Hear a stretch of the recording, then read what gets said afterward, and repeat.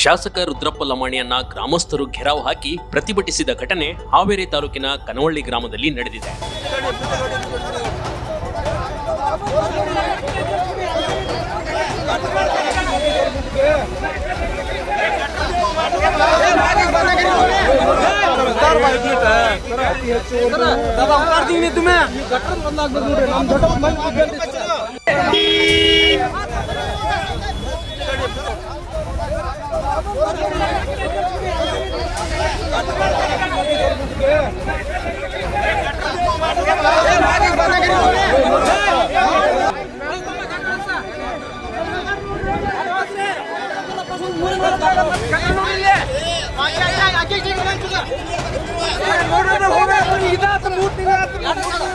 ಶಾಸಕರು ಯಾವುದೋ ಕೆಲಸದ ನಿಮಿತ್ತ ಕನವಳ್ಳಿ ಗ್ರಾಮಕ್ಕೆ ಬಂದಿದ್ರು. ಇದೇ ವೇಳೆ ದಿಢೀರಂತ ಆಗಮಿಸಿದ ಗ್ರಾಮಸ್ಥರು ಶಾಸಕರ ಕಾರನ್ನ ಅಡ್ಡಗಟ್ಟಿ ಪ್ರತಿಭಟಿಸಿದ್ದಾರೆ. ಅಲ್ಲದೆ ಕಾರಿನಿಂದ ಕೆಳಗೆ ಇಳಿದು ಮಾತನಾಡುವಂತೆ ಒತ್ತಾಯಿಸಿದ್ದಾರೆ. ಆದ್ರೆ ಶಾಸಕರು ಮಾತ್ರ ಕಾರಿನಿಂದ ಇಳಿಯದೆ ಗ್ರಾಮಸ್ಥರಿಗೆ ಅಸಡ್ಡೆ ತೋರಿಸಿ ಅಲ್ಲಿಂದ ನುಳಿಚಿಕೊಂಡರು.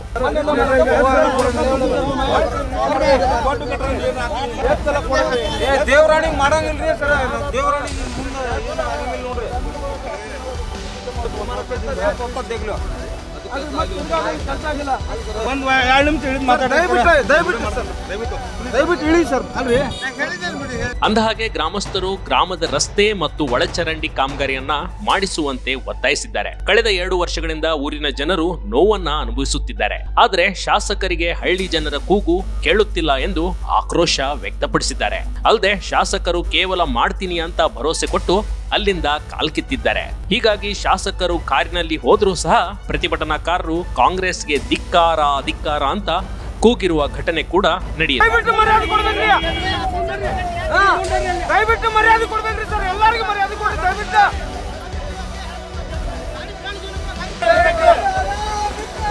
ಕಾಂಗ್ರೆಸ್ಗೆ ಧಿಕ್ಕಾರ, ಕಾಂಗ್ರೆಸ್ಗೆ ಧಿಕ್ಕಾರ. ಬಿಗ್ ಟಿವಿ ಕರ್ನಾಟಕ ಯೂಟ್ಯೂಬ್ ಚಾನಲ್ಗೆ ಈಗಲೇ ಸಬ್ಸ್ಕ್ರೈಬ್ ಮಾಡಿ.